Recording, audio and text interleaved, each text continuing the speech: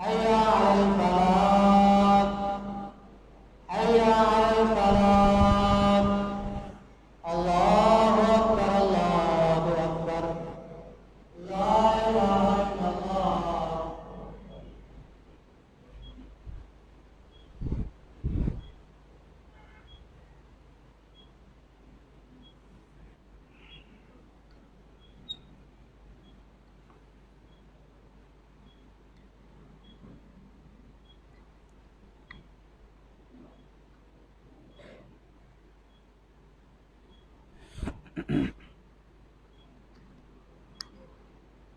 إن الحمد لله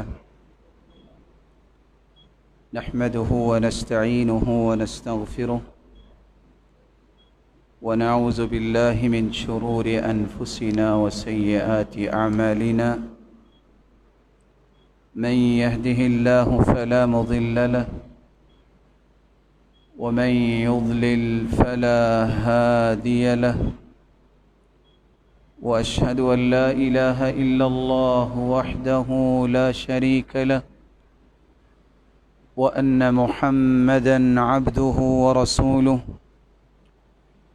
يا أيها الذين آمنوا اتقوا الله حق تقاته ولا تموتن إلا وأنتم مسلمون.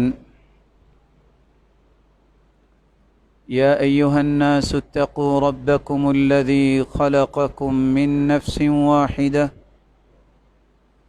وخلق منها زوجها وبث منهما رجالا كثيرا ونساء، واتقوا الله الذي تساءلون به والأرحام إن الله كان عليكم رقيبا. يا أيها الذين آمنوا اتقوا الله وقولوا قولا سديدا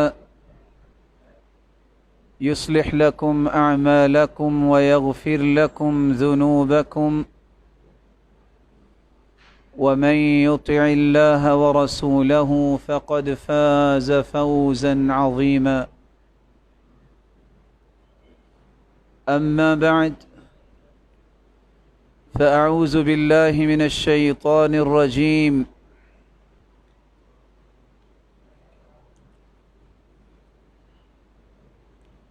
الذين إذا أصابتهم مصيبة قالوا إنا لله وإنا إليه راجعون.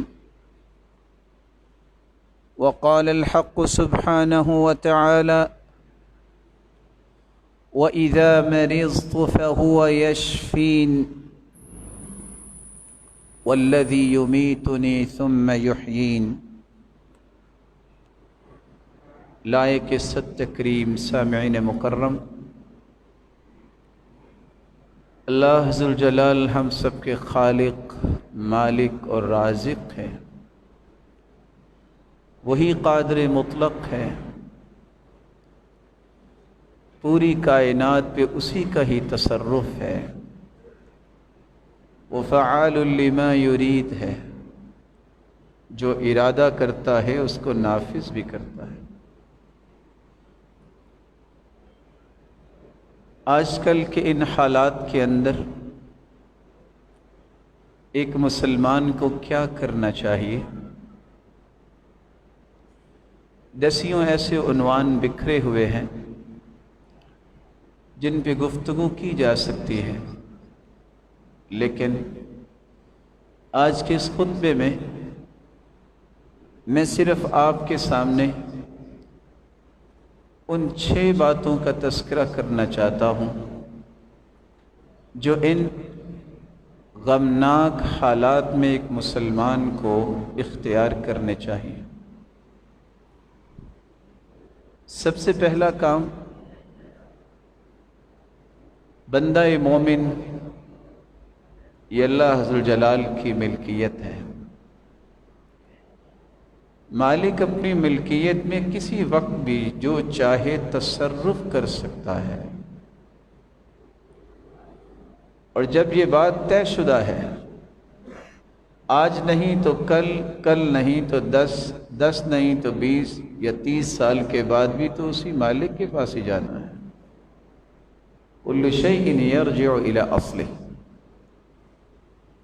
جو چیز جہاں سے آئی ہے وہاں سے اسے واپس جانا ہے۔ اس لیے سب سے پہلا کام جو آج کل کے حالات میں ہر مسلمان پہ فرض اور واجب ہے کہ میں اور آپ اپنے گناہوں کی توبہ کریں۔ طریقہ کیا ہے؟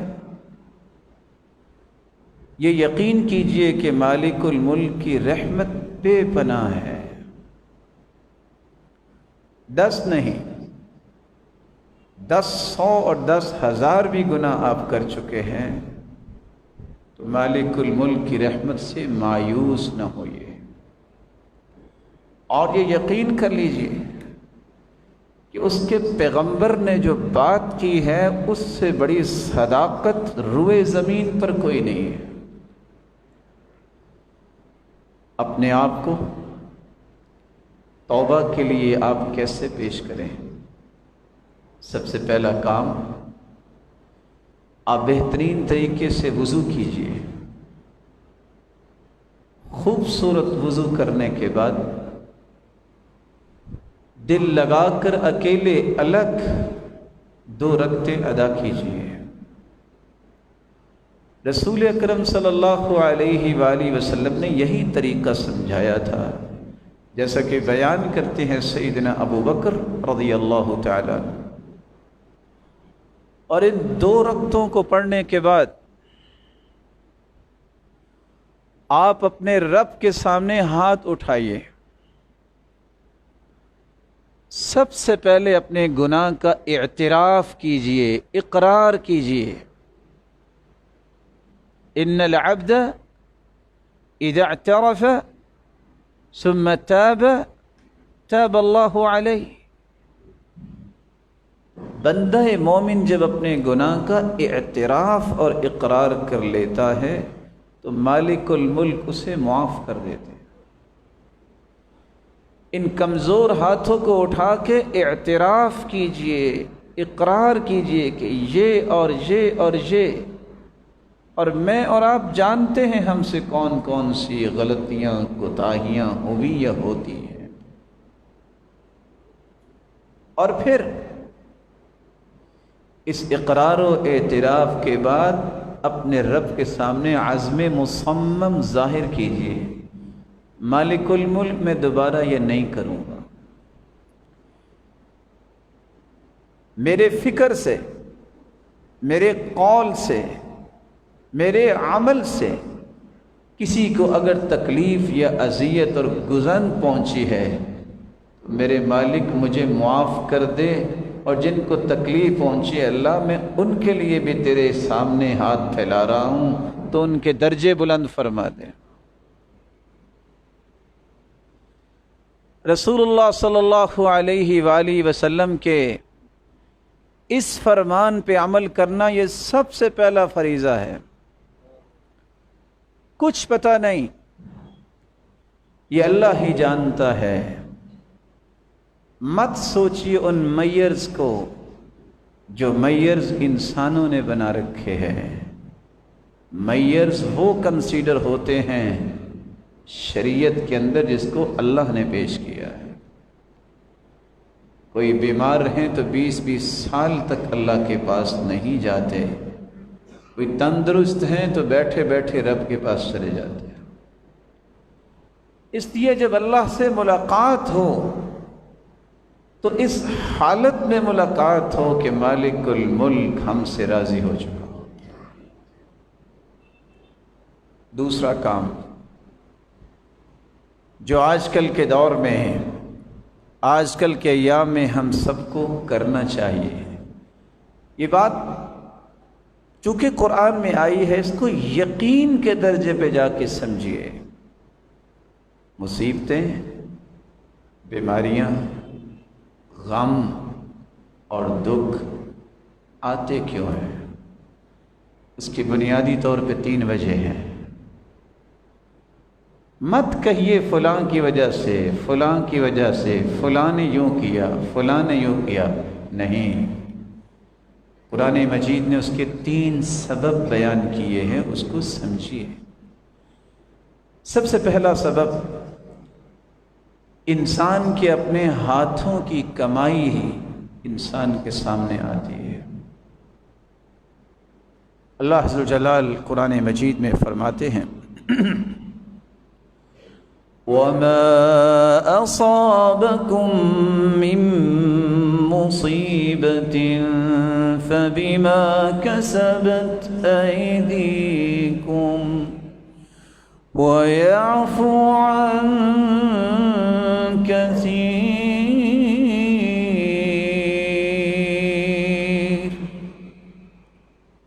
انسان کو کوئی دکھ اور غم پہنچتا ہے تو اس کے ہاتھوں کی کمائی ہوتی ہے، حالانکہ اکثر اللہ معاف کر دیتے ہیں۔ اور حدیث کے الفاظ ہیں لَن يَهْلِكَ النَّاسِ حَتَّى يُعْذَرُوا مِنْ أَنفُسِهِمْ، لوگ اس وقت تک ہلاکت کا سامنا نہیں کرتے جب تک ان پر عذر پورا نہ ہو جائے یا وہ اپنے لیے خود عذر نہ تلاش کرنے لگ جائیں۔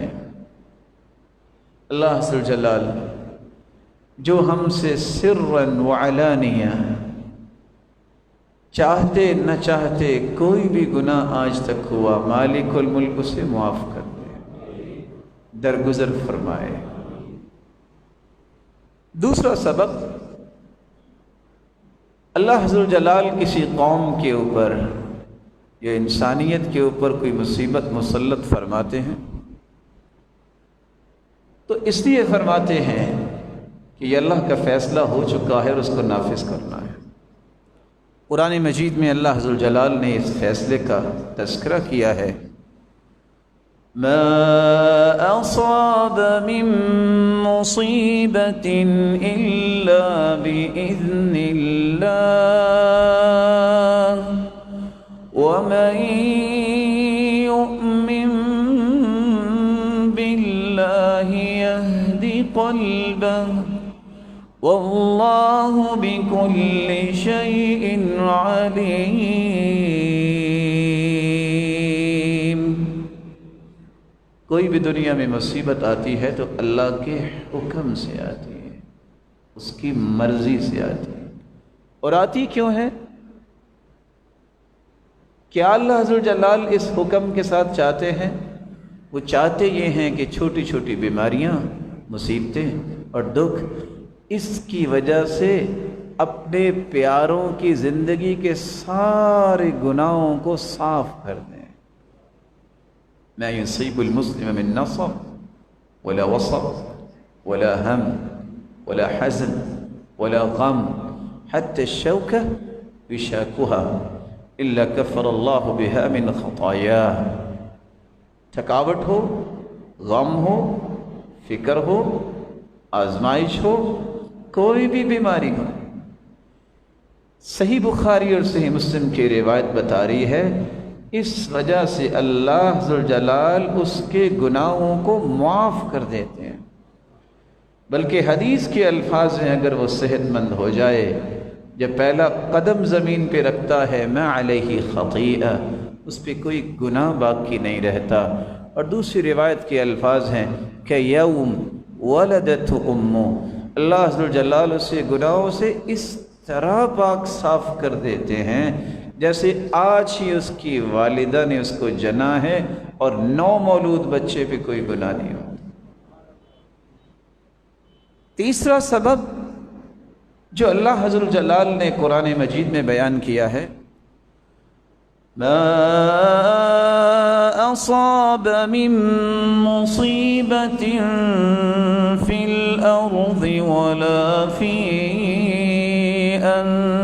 انفسکم الا فی کتاب من قبل ان نبرأها ان ذلك على الله يسير۔ 50,000 سال کائنات کی تخلیق سے پہلے اللہ نے لکھ دیا ہے، یہ فلاں فلاں پہ مصیبت اور دکھ میں ڈالوں گا۔ کیوں؟ اس لیے حدیث نے اس کی وضاحت کر دی۔ وجہ کیا ہے؟ ان الرجل ليكون له عند الله المنزلة فما يبلغها العمل فما يزال الله يبتليه بما يكره حتى يبلغه إياها۔ اللہ نے اپنے بندے کا درجہ جنت میں بہت بلند لکھ دیا ہے، لیکن اس کے اعمال اس درجے تک پہنچنے کے لیے کافی نہیں ہو رہے۔ واللہ یہ چھوٹی چھوٹی مصیبتیں اور بیماریاں اور دکھ دے کے اللہ اپنے اس پیارے بندے کو جنت کے اس اعلیٰ درجے تک پہنچانا چاہتا۔ اللہ مالک الملک ہم سب کو معاف فرمائے، ہماری غلطیوں کوتاہیوں کو معاف فرمائے، اور ہم کمزور لوگ ہیں، وہ بغیر کسی آزمائش میں ڈالے بھی تو معاف کر سکتا ہے، اس نے کسی سے مشورہ تو نہیں کرنا، وہ تو مختار کل ہے، اسی کے فیصلے نافذ ہوتے ہیں۔ اور اگر اس نے لکھ دیا ہے تو یمحو اللہ ما یشاء ویثبت، وہ اس بات پر بھی قادر ہے کہ اپنی ہی لکھی ہوئی تقدیر کو مٹا دے اور اپنی تقدیر کو لکھی ہوئی کو ثابت رکھے، فیصلہ پھر بھی اسی کا ہی نافذ ہوگا۔ تیسرا کام جو آج کل کے حالات میں ہمیں کرنا ہوگا، اس لیے مت کہیے فلاں نے احتیاط کی تو بچ گیا، فلاں نے بے احتیاطی کی تو وہ دنیا سے چلا گیا۔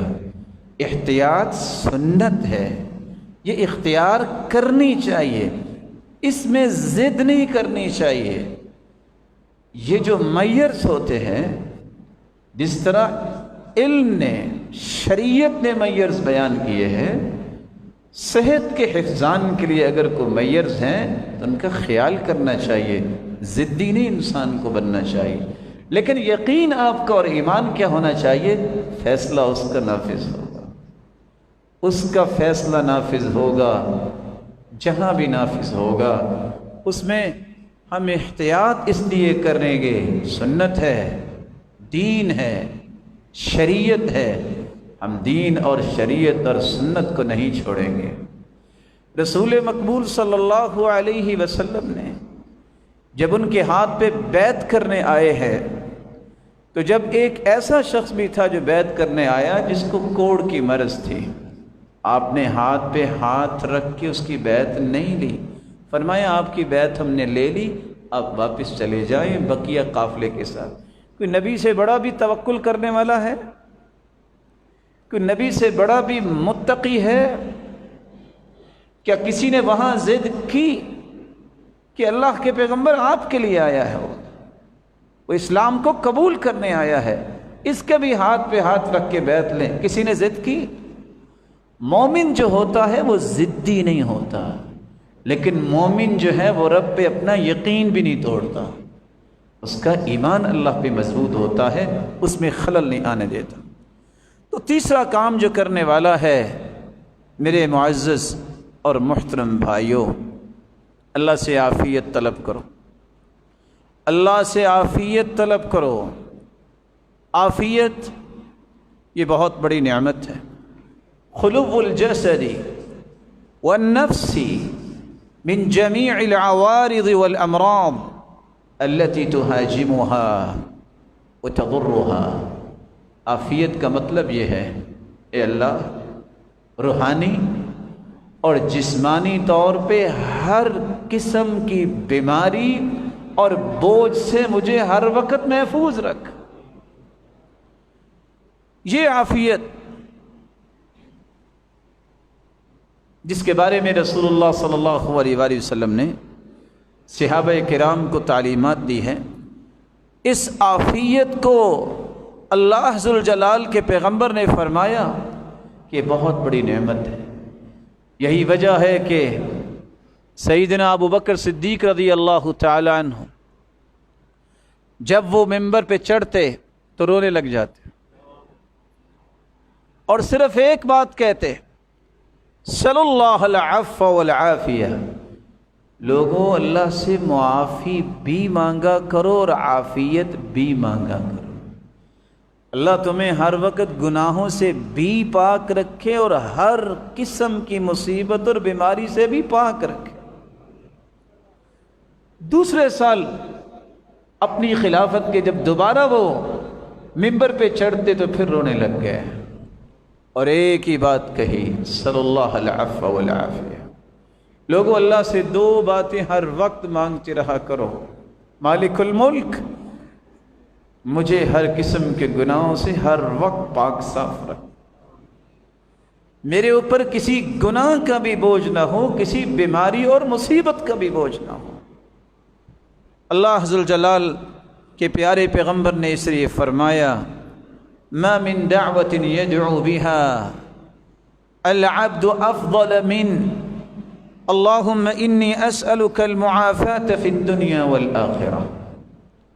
لوگ دعائیں کرتے ہیں، بڑی بڑی قیمتی دعائیں ہیں، بڑی بڑی عظمت والی دعائیں کرتے ہیں، لیکن پیغمبر کائنات فرماتے ہیں کائنات کے اندر اس سے افضل دعا کائنات کے کسی فرد نے کی ہی نہیں ہوگی۔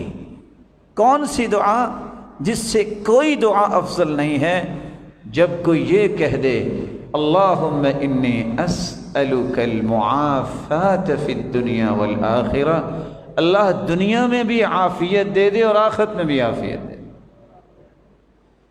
دنیا میں بھی ہر قسم کے گناہ اور بیماری دکھ مصیبت سے ہر وقت محفوظ رکھ، اور جو ہی آنکھ بند ہو قبر بھی جنت کا باغیچہ بن جائے اور جنت کا مجھے وارث میرا مالک بنا دے۔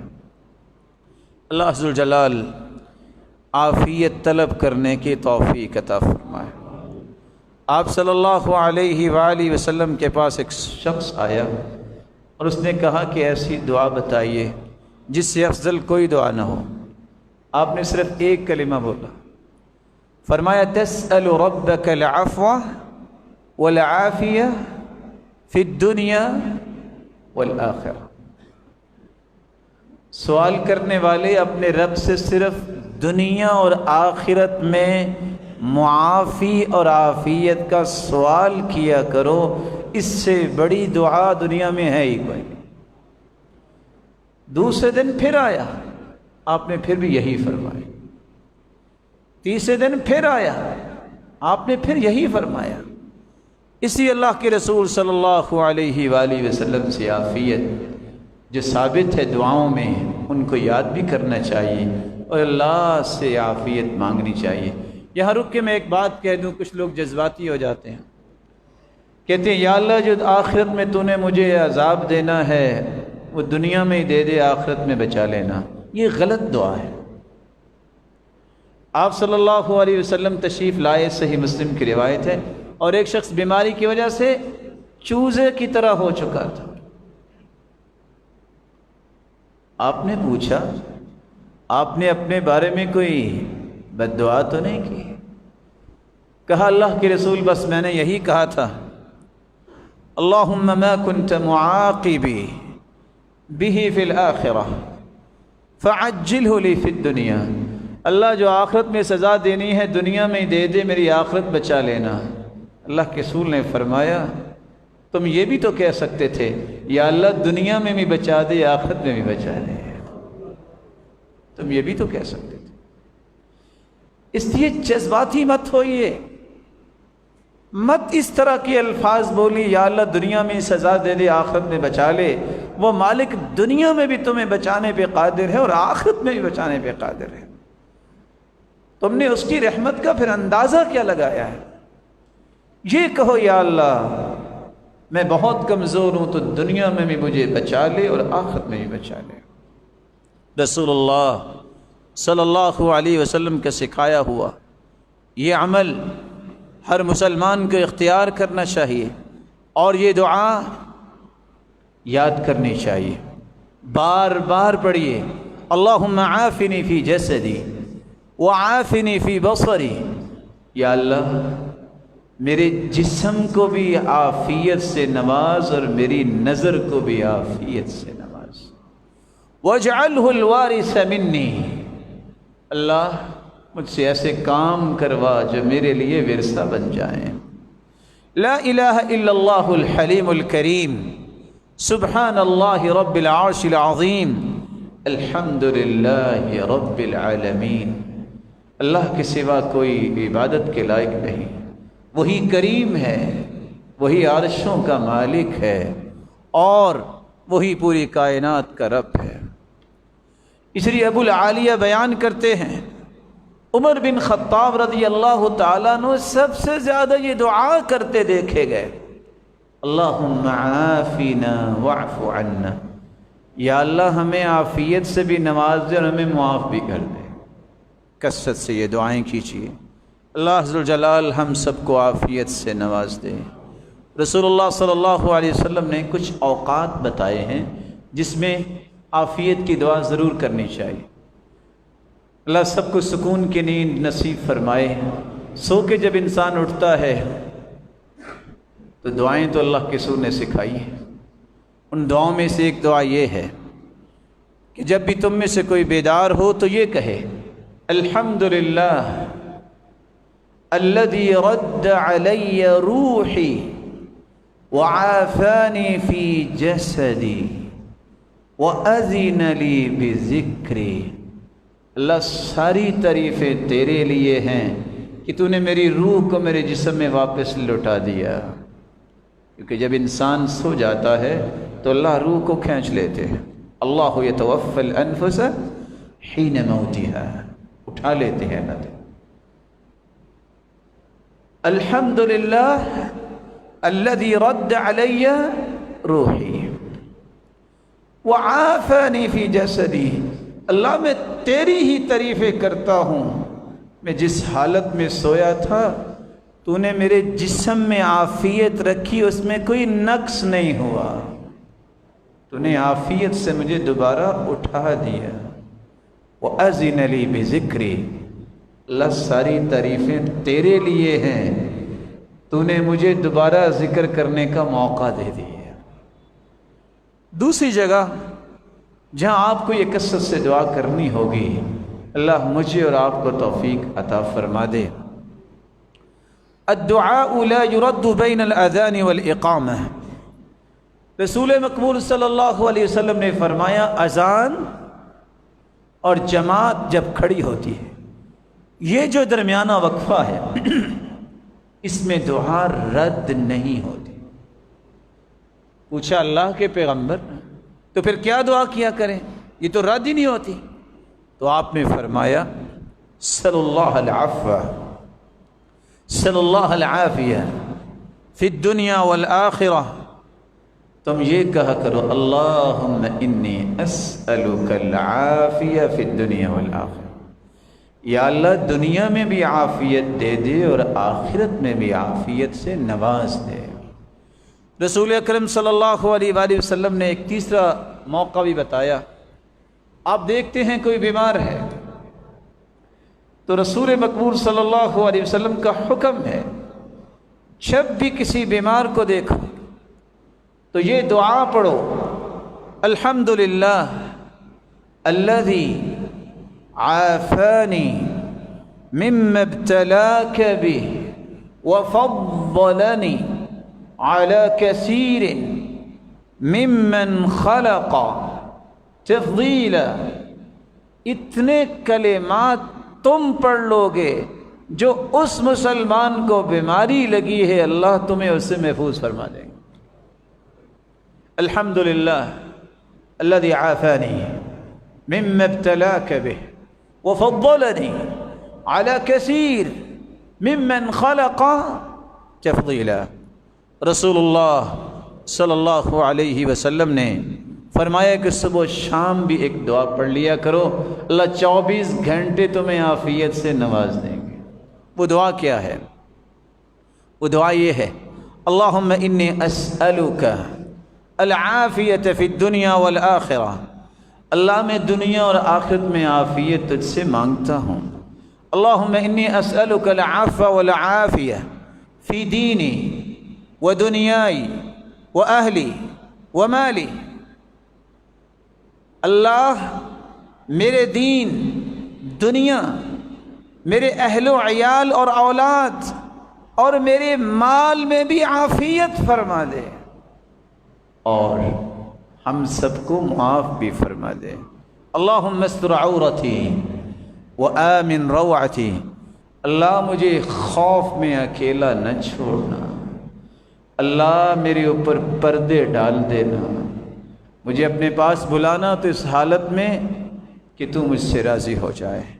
رسول اللہ صلی اللہ علیہ وسلم نے آگے فرمایا، اللہم احفظنی من بین یدی، اللہ میرے آگے سے بھی میری حفاظت فرما، ومن خلفی، میرے پیچھے سے بھی میری حفاظت فرما، وعن یمینی، میری دائیں طرف سے بھی میری حفاظت فرما، وعن شمالی، اور میری بائیں طرف سے بھی میری حفاظت فرما، ومن فوقی، اور میرے اوپر سے بھی میری حفاظت فرما، وَأَعُوذُ بِعَظَمَتِكَ أَنْ أُغْتَالَ مِنْ تَحْتِي، اللہ میں تیری عظمت کے ساتھ تجھ سے مانگتا ہوں میری حفاظت فرمانا، میں پاؤں کے نیچے سے بھی کسی مصیبت میں نہ آ جاؤں، اللہ میری نیچے سے بھی حفاظت فرمانا۔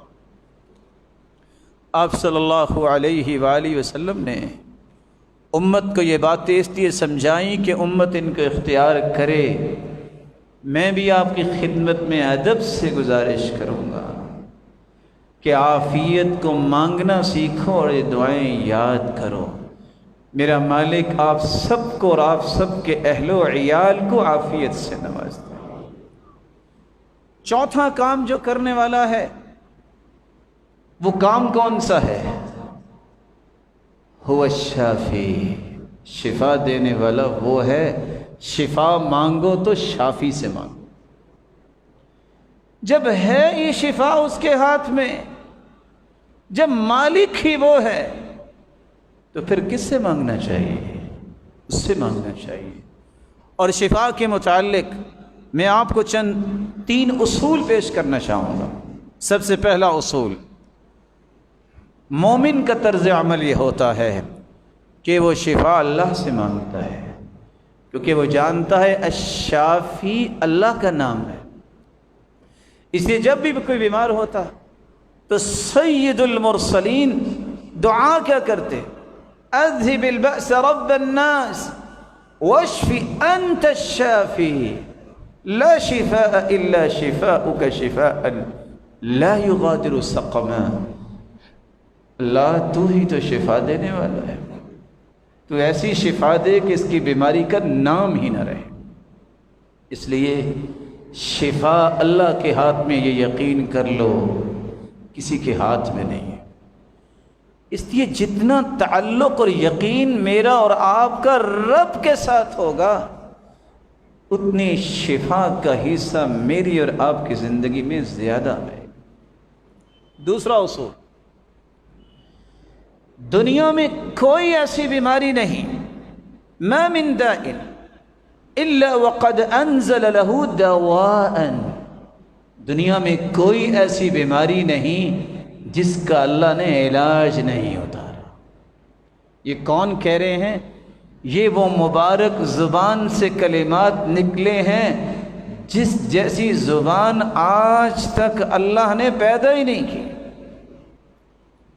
تو اللہ ذو الجلال جو ہم سب کے خالق و مالک ہیں، اس نے اپنے پیغمبر کی زبان سے یہ بات سمجھا دی ہے کہ علاج ہر بیماری کا موجود ہے، لیکن فرق کیا ہے؟ عالمہ من عالمہ وجہلہ من جہلہ، جو جان لیتا ہے کوشش کرنے سے بیماریوں کی تشخیص ہو جاتی ہے، ڈائیگنوز ہوتی ہے، اس کا علاج بھی ہوتا ہے، اور جو کوشش نہیں کرتا، جاہل رہتا ہے، تشخیص ہی نہیں کر پاتا۔ لیکن تیسرا اصول بھی یاد رکھیے، بیماری کی تشخیص ہو جائے، اللہ نے علاج کیا ہے، لیکن حرام چیز سے علاج نہ کرنا۔ ان اللہ لم یجعل شفاء امتی فیما حرم علیہم، رب تعالیٰ نے جس چیز کو حرام کہہ دیا ہے نا، اس میں اللہ نے اصل میں شفا رکھی ہی نہیں۔ اس میں اللہ نے شفا رکھی ہی نہیں ہے، اس لیے حرام چیز سے علاج مت کیجیے۔ دوائی لینا سنت ہے، علاج کروانا سنت ہے، شریعت ہے، دین ہے۔ مت کہیے کہ میں دوائی نہیں کھاؤں گا، سنت ہے۔ اللہ کے رسول نے بھی اپنا علاج کیا، صحابہ نے بھی اپنا علاج کروایا۔ سرتاج رسول سے بڑھ کے کوئی متقی نہیں تھا، صحابہ سے بڑھ کے تو کوئی تقوی والا اور توکل کرنے والا نہیں تھا۔ اس لیے اپنے آپ کو اس معاملے میں بالکل دین کے اوپر غالب ہونے والا مت سمجھیے کہ میرے جیسا کوئی متقی نہیں ہے۔ اگر ایک کھر بھی متقی مل جائیں تو کسی ایک تبع تابی جیسا نہیں ہو سکتا، اتنے تبع تابی ہو جائیں تو ایک تابی نہیں بن سکتا، اتنے تابی ہو جائیں تو ایک صحابی نہیں بن سکتا۔ میرے بھائی، انہوں نے بھی علاج کروایا۔ رسول اکرم صلی اللہ علیہ وسلم کے زبان سے نکلی ہوئی یہ باتوں کے بعد آئیے شریعت میں کچھ علاجات رکھے ہیں بیماریوں کے، ان کو سنیے۔ نمبر 1، آپ کسی بھی بیماری کا علاج کرنا چاہتے ہیں تو سب سے پہلے قرآن کی تلاوت کو علاج سمجھیے۔ قرآن کی تلاوت یہ بہت بڑا علاج ہے۔ اللہ ذوالجلال فرماتے ہیں، یا ایھا الناس قد جاءتکم موعظۃ من ربکم وشفاء لما في الصدور وهدى ورحمة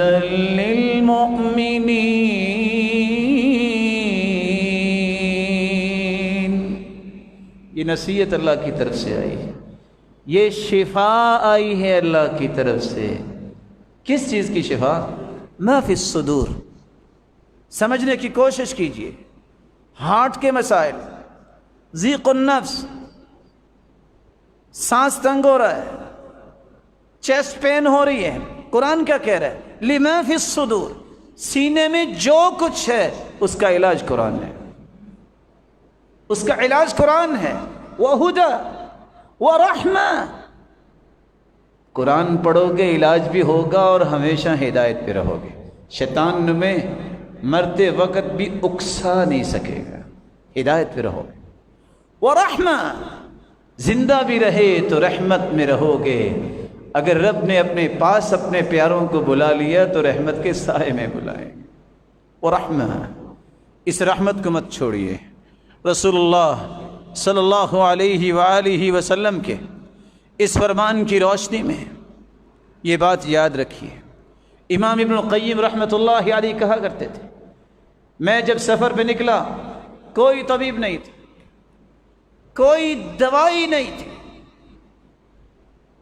عرض لی عوارض، اتنی بیماریاں آئیں، میں نے صرف ایک کام کیا، میں نے صرف ایک کام کیا، کہا محمد مصطفیٰ نے کہا ہے سورۃ الفاتحہ یہ شافیہ ہے، شفا دینے والی ہے۔ میں خود سے ہی سورۃ الفاتحہ پڑھتا اور اپنے آپ کو دم کر لیتا، میرا رب مجھے ٹھیک کر دیتا۔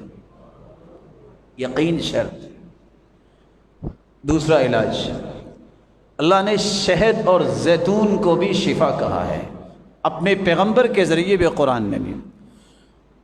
وَأَوْحَى رَبُّكَ إِلَى النَّحْلِ أَنِ اتَّخِذِي مِنَ الْجِبَالِ بُيُوتًا وَمِنَ الشَّجَرِ وَمِمَّا يَعْرِشُونَ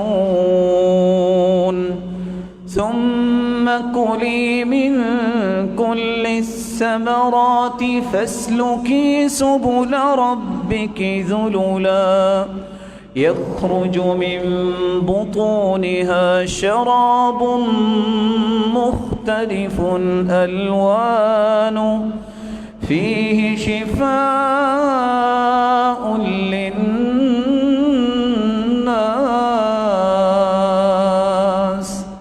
شہد کی مکھی جو بناتی ہے شہد، اللہ نے للناس پوری کائنات کے لیے اس میں شفا رکھی. صبح شام گرم پانی میں شہد ڈالیے اور معمول بنائیے. زیتون کے چند قطرات اپنے نوز میں داخل کیجیے صبح اور شام، رب تعالیٰ تمہیں بیماریوں سے محفوظ رکھیں گے. رسول اللہ صلی اللہ علیہ وسلم کے پاس ایک شخص آیا، کہا میرے بھائی کا پیٹ ٹھیک نہیں ہے. نے فرمایا شہد کھلاؤ. کہا کھلایا ہے ٹھیک نہیں ہوا. کہا پھر کھلاؤ. کہا کھلایا ٹھیک نہیں ہوا. کہا نہیں، صدق اللہ وکذب بطن اخیک، تیرے بھائی کا پیٹ جھوٹ بولتا ہے، تیرے رب نے صحیح کہا ہے، یقین کر کے کھلاؤ. جب جا کے کھلایا ٹھیک ہو گیا. یقین شرط ہے. رسول اکرم صلی اللہ علیہ وسلم نے زیتون اور شہد کے بعد چوتھا علاج عجوہ کھجور اور برنی کھجور کھائیے. حدیث کے الفاظ من تصبح کل یوم 7 مرات، جو 7 کھجوریں صبح عجوہ کی کھا لیتا ہے، لم يضره في ذلك اليوم سم ولا سحر، نہ کوئی زہر اثر کر سکتی ہے نہ جادو اثر کر سکتا ہے. اور دوسری روایت میں آتا ہے کہ جو مدینے کی کھجور کھا لیتا ہے یہ لم یضرہ شیء، دنیا کی کوئی چیز اسے نقصان نہیں دے سکتی. رات کو کھا لے تو صبح تک نقصان نہیں ہوگا، صبح کھا لے تو شام تک نقصان نہیں ہوگا. عجوہ کھجور تو معروف ہے. یہ برنی کھجور کیا ہے؟ ایسی کھجور شاید آپ نے دیکھی ہو، احمر مشرب بصفرہ، ہوتی تو یہ سرخ رنگ کی ہے لیکن اس میں زرد زرد اس کا چھلکا بھی ہوتا ہے، لیکن اس کا چھلکا زیادہ ہوتا ہے، کثیر اللحا، لیکن مٹھاس اس میں بہت ہوتی ہے. آپ صلی اللہ علیہ وسلم نے فرمایا یہ کھجوریں بھی کوئی کھا لے، یذہب الداء ولا داء فی، جس بیماری کے لیے کھاؤ گے اس کھجور میں کوئی بیماری نہیں، یہ بیماری کو لے جاتی ہے. آپ صلی اللہ علیہ وآلہ وسلم نے چھٹا علاج یہ بتایا ہے، ماء زمزم لما شرب لہ، جس نیت سے زمزم پیو گے رب تعالیٰ اس کو پورا کر دیں گے. یہ شفا بھی ہے بیماریوں سے، یہ غذا بھی ہے اگر کچھ کھانے کو نہ ملے. رسول اللہ صلی اللہ علیہ وسلم کے اس فرمان کی روشنی میں امام ابن القیم فرماتے ہیں، مکہ میں رہا، میں کوئی طبیب نہ مل سکا، بیمار ہو گیا، میں نے صرف ایک کام کیا، آخذ شربت من ماء زمزم، میں شربت میں زمزم کے ایک گلاس لیتا، خود ہی سورۃ الفاتحہ اس پہ پڑھتا اور پی لیتا اور اللہ مجھے شفا دے دیتا. ماء زمزم لما شرب لہ، زمزم یہ ہر چیز کے علاج کے لیے اور ہر نیت کو پورا کرنے کا اللہ نے یہ ایک بہت بڑا تحفہ دیا ہے. شری دم کریں، 8واں علاج، اور یہ دم سیکھیے. اعیذک، صبح شام اپنے بچوں کو دم کیجیے، اعیذک بکلمات اللہ التامہ من کل شیطان وہام ومن کل عین لام. اپنے آپ کے لیے پڑھیے، بسم اللہ الذی لا یضر مع اسمہ شیء فی الارض ولا فی السماء وهو السمیع العلیم. صبح شام 3 مرتبہ پڑھیے. اعوذ بکلمات اللہ التامات من شر ما خلق، صبح شام 3 مرتبہ پڑھیے. اللہ اللہ ربی لا شریک لہ، جس بھی غم اور بیماری میں انسان پڑتا ہے اللہ اسے دور فرما دیتا. یا حی یا قیوم برحمتک استغیث، یہ دعا پڑھیے. دم کیجئے، بسم اللہ ارقیک من کل شیء یؤذیک من شر کل نفس او عین حاسد، بسم اللہ ارقیک واللہ یشفیک. یہ دعا پڑھیے، لا الہ الا انت سبحانک انی کنت من الظالمین. یہ دعا یاد کیجئے، اللہم انی اعوذ بک من منکرات الاخلاق والاعمال والاہواء والادواء. یا اللہ برے اعمال، برے اخلاق، بری بیماریوں اور بری خواہشوں سے میری حفاظت فرما دے. یہ دعائیں یاد کیجئے اور ساتھ رسول اللہ صلی اللہ علیہ وسلم نے 9واں علاج بتایا، کلونجی کا استعمال کیجئے، صحیح مسلم کی روایت ہے، ما من داء الا فی الحبۃ السوداء منہ شفاء الا السام، سوائے موت کے اللہ نے اس میں ہر بیماری کا علاج رکھا۔ اور صحیح مسلم کی روایت، اس کلونجی کا استعمال آپ کھانے میں بھی کیجئے، اس کا قہوہ بھی بنا کے پیجئے۔ اور آپ صلی اللہ علیہ وآلہ وسلم نے تو یہ بھی فرمایا تھا، علیکم بالسنا والسنوت فإن فیہما شفاء من کل داء الا السام، سنا مکھی اور شہد ملا کر اس میں سوائے موت کے ہر بیماری کا علاج۔ پانی لیجئے، مہندی کے پتوں کی طرح سنا مکھی ہوتی ہے، اس کو ڈالیے، 10 منٹ اس کو ابالیے، اس میں مناسب شہد ڈالیے، سنا ٹی بنائیے اور صبح و شام پیجیے۔ رسول اللہ صلی اللہ علیہ وسلم کا فرمان ہے، موت کے سوا اس میں ہر چیز کا علاج ہے۔ رسول اللہ صلی اللہ علیہ وسلم نے جو بتا دیا اس سے بڑی حقیقت کوئی نہیں ہے۔ اور یہاں میں رک کے یہ بات بھی کہنا چاہوں گا، ضد نہ کیجیے، ڈاکٹرز جس بات کی ہدایت کرتی ہے اس کو مان لیجیے، مت مذاق سمجھیے، مت ضد کیجیے۔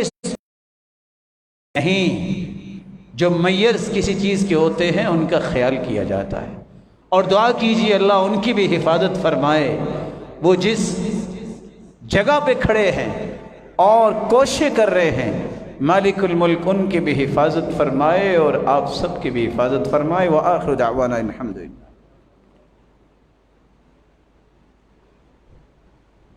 الحمد للہ علی احسانہ والشکر له علی توفیقہ وامتنانہ، اما بعد فاعوذ باللہ من الشیطان فإنہ عدو للانسان۔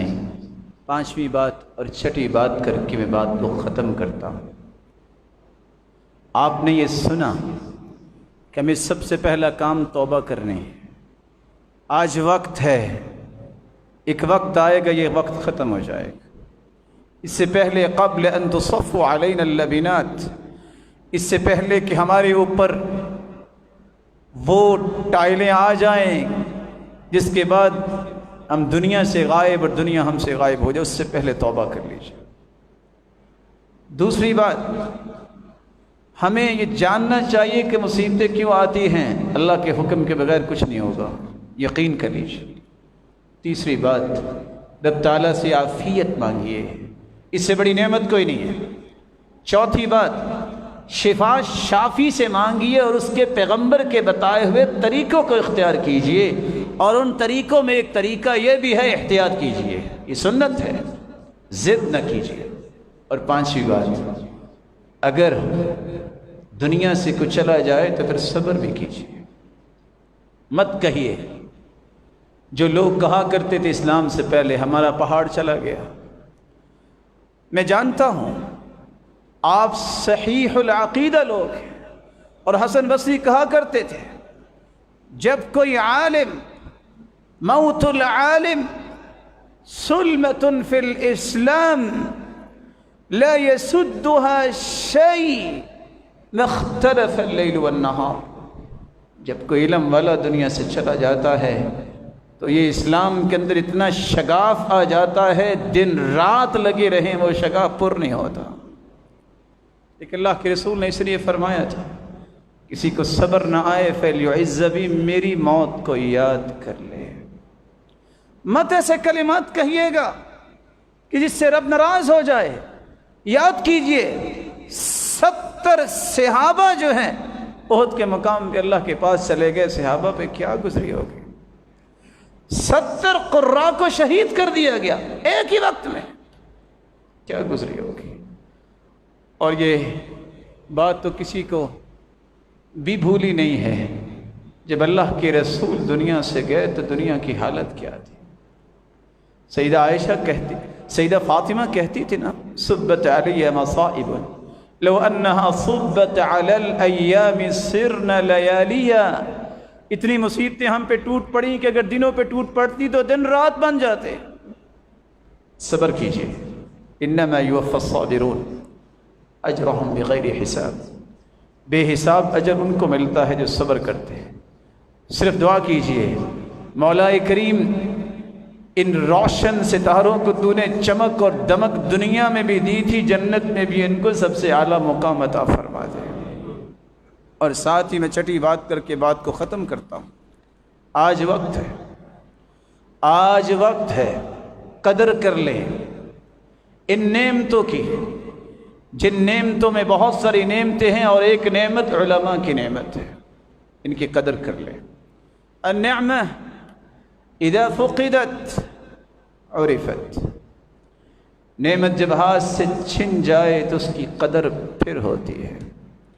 اسی ایوب سختیانی رحمۃ اللہ علیہ کہا کرتے تھے، انی اخبر بموت الرجل من اہل السنہ وکأنی افقد بعض اعضائی، جب مجھے خبر ملتی ہے کہ فلاں فوت ہو گیا ہے، وہ سنت کے مطابق زندگی گزار رہا تھا، مجھے لگتا ہے میرے جسم کا ایک حصہ شل ہو گیا ہے، ضائع ہو گیا۔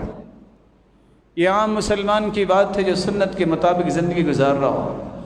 فکیف بخبر موت العالم الذي کرس حیاتہ لخدمت الاسلام والمسلمین، آپ سوچئے کیسے اس انسان کی موت کی خبر ایک مسلمان کو غمگین کرتی ہے، جس نے پوری زندگی اسلام کی عظمت اور دین کی تدریس اور تبلیغ میں گزاری ہو۔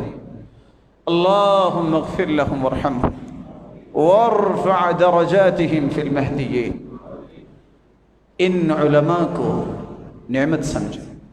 اور سچ کہا تھا امام شافعی نے، اذا لم يكن العلماء اولیاء فمن يكن، اگر علماء بھی اللہ کے ولی نہیں تو پھر کون ہوگا؟